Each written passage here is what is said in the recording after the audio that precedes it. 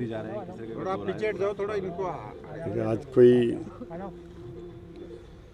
हिंडोली तहसील में एक कार्यक्रम है सामाजिक जिसमें जाना हो रहा है और मैं टोंक जिले में पहली बार यहाँ ये जो नया दायित्व मुझे मिला है उसके बाद आया हूँ। हमारी जो सरकार है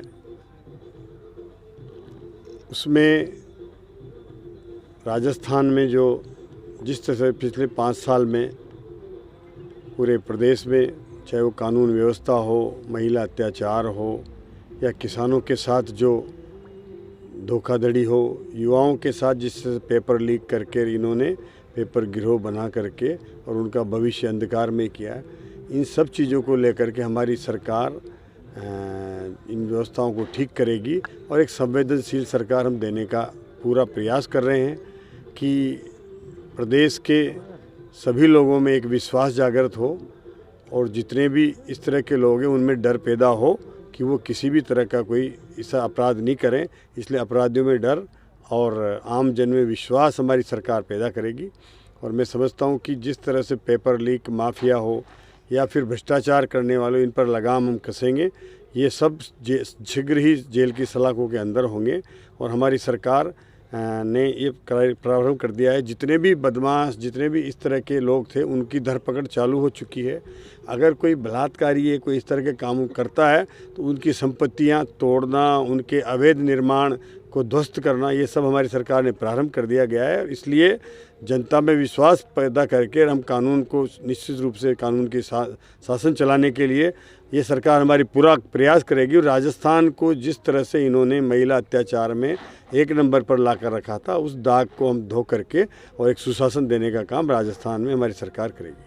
देखिए, फिलहाल अभी आपको विभाग नहीं मिला है, किस विभाग को आप चाहते हैं कि वो आपको मिले तो काम ज़्यादा बेहतर हो सके, आप लोगों की अपेक्षाओं पे खरा उतर सकें? देखिए, मुख्यमंत्री जी जिस भी विभाग के लिए मुझे उचित समझेंगे, इस 8 करोड़ की जनसंख्या का हमारा प्रदेश है, हम लगभग 20-22 लोगों को इसमें चुना है, तो एक बहुत बड़ी जिम्मेदारी होती है मंत्री पद मिलना और इस जिम्मेदारी को हम बखूबी निभाएंगे। जिस विश्वास के साथ मुझे ये पद दिया है, मैं उस विश्वास को कभी मेरे नेतृत्व को नीचा नहीं देखना पड़े, हम इस तरह से करेंगे। और जो जिस काम के लिए, जिस विभाग के लिए मुझे मुख्यमंत्री जी उचित समझेंगे, हम उस काम को, इस विभाग को सुचारू रूप से चला करके और निश्चित रूप से राजस्थान को परम वैभव ले जाने का काम हम करेंगे। ये पहले जो सरकार थी कांग्रेस की, वो कहती थी कि पेपर लीक को करके उन्होंने बहुत सख्त कार्रवाई की है, कानून बनाए हैं, लेकिन क्या लगता है कि वो सही था उनका जो काम करना था या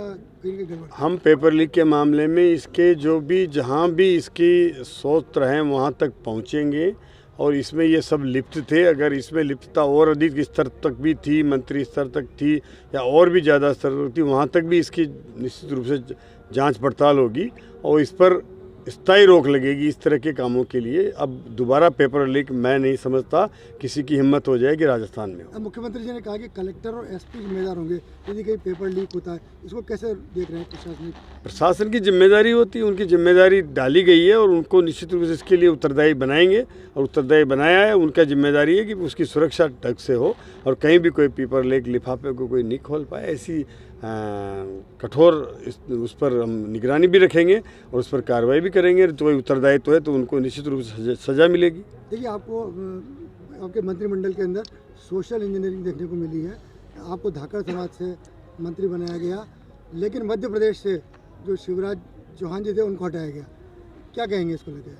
देखिए, वहाँ एक ओबीसी के मुख्यमंत्री थे, दोबारा ओबीसी से ही मुख्यमंत्री भी बनाया है, तो ऐसा कुछ नहीं होता है। और जहाँ जो भी परिवर्तन होना होता है, लंबा समय हो गया उनको, उनका कहीं अच्छी जगह उपयोग करेंगे और कोई नया व्यक्ति आता है तो उनका भी कहीं लाभ मिलना चाहिए पार्टी को। तो इस तरह से ये तो सब जगह चल रहा है। हमारे यहाँ भी एक प्रथम बार जिस कार्यकर्ता को, सामान्य कार्यकर्ता को पूरे प्रदेश कार्यालय में 20-25 साल से अपनी सेवाएं दे रहे हैं, उनको सीधा ही मुख्यमंत्री प्रथम बार ही विधायक बनने पर बनाया है।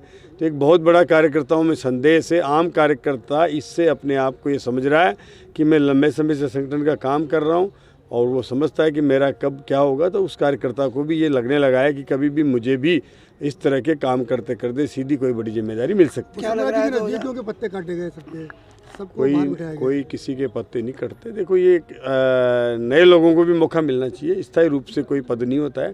पार्टी में परिवर्तन एक पीढ़ी का परिवर्तन होता रहना चाहिए, नए लोगों को भी मौका मिले और पुरानों का भी उपयोग होते रहना चाहिए। क्या लग रहा है 2024 को लेकर किस तरह से बीजेपी राजस्थान में तैयारियां कर रही है?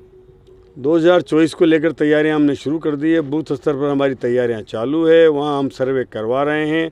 एक एक बूथ पर हम जहां भी हमारा मतदाता छूट गया है, नव मतदाता को जोड़ने का काम हमारी पार्टी ने संगठन स्तर पर शुरू कर दिया है और हम आने वाले 2024 में 25 की 25 सीटें जीत करके और फिर वापस पुराना पिछली बार का इतिहास दोहराएंगे। आधी आबादी के अंदर से एकमात्र महिला मंत्री को बनाया जाना? नहीं, 2 महिला मंत्री बनाई है, एक महिला मंत्री नहीं बनेंगे। आधी आबादी की बात करते 50 आधी आबादी और भी आगे अभी अवसर हैं, वो भी अवसर दिए जाएंगे। और एक ही महिला को उप मुख्यमंत्री भी बनाया है, तो वो भी चर्चा का भी ऐसा करना चाहिए।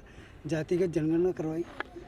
देखिए, जातिगत जनगणना का कोई विषय नहीं है, ये तो कांग्रेस अपने आप को, उसके पास कोई मुद्दा नहीं है, इसलिए इसको उठाती रहती है। जहाँ भी जो जरूरी होगा केंद्र सरकार जो उचित समझेगी वो काम करेगी। अब जिनके पास कोई दूर दूर तक संभावना नहीं है कि हम ऐसा करेंगे और वो बात करते हैं, तो वो उनका विषय ही नहीं है, वो तो कहाँ करेंगे। जब उनका सरकार आएगी नहीं तो काहे की जनगणना होगी। चुनाव परिणाम से पहले जो है, मतदान से पहले सुरेंद्र सिंह टीटी को जो है मंत्री बनाना कितना सार्थक है? सही है कदम है? सुरेंद्र सिंह जी टीटी पहले भी मंत्री रह चुके हैं, अनुभवी व्यक्ति हैं अभी और चुनाव से पहले कई लोग बनते हैं, बिना चुनाव लड़े मुख्यमंत्री बनते हैं। आप मंत्री की बात कर रहे हैं, वो तो चुनाव भी लड़ रहे हैं और जीत भी रहे हैं। कांग्रेस ने चुनाव आयोग को लेकर शिकायत की बात कर रही है। चुनाव आचार संहिता का कोई उल्लंघन नहीं।